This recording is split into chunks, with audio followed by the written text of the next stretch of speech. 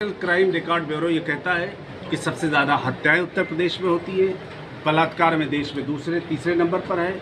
शिनायती में हम दूसरे नंबर पर हैं। ओवरऑल अपराध में हम देश में 1 नंबर पर हैं।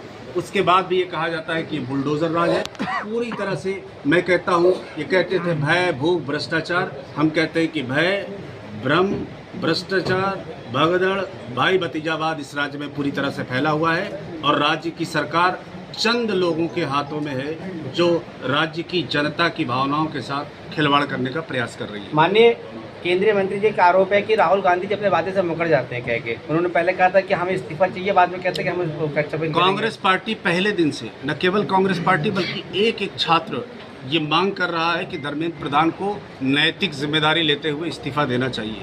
इस्तीफे की बात कोई नई बात कल नहीं आई है। इस्तीफे की बात पहले दिन से ही हो रही है कि धर्मेंद्र प्रधान का इस्तीफा कांग्रेस पार्टी मांग रही है।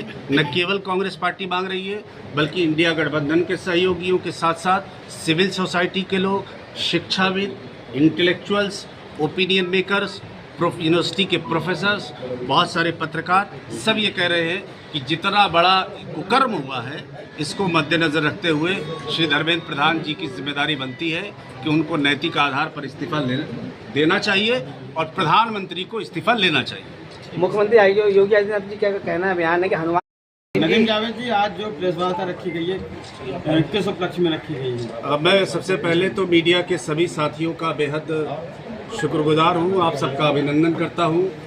आप लोगों ने काफ़ी समय दिया, थोड़ा देरी हो गई, उसके लिए हम माफ़ी भी आपसे चाहते हैं।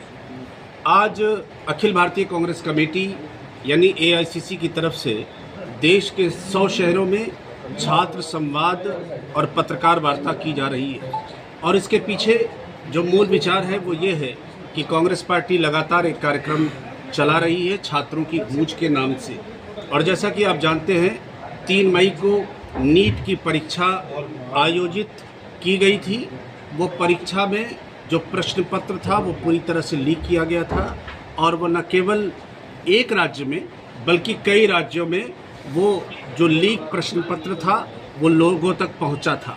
तो कांग्रेस पार्टी ने सबसे पहले इस महत्वपूर्ण सवाल को उठाने का काम किया।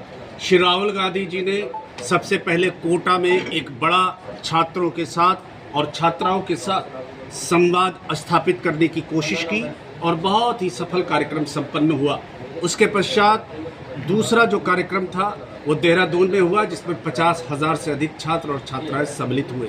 साथ ही साथ छात्रों का एक बड़ा प्रोटेस्ट जंतर मंतर पर लगातार चल रहा है जिसमें लाखों की संख्या में कन्याकुमारी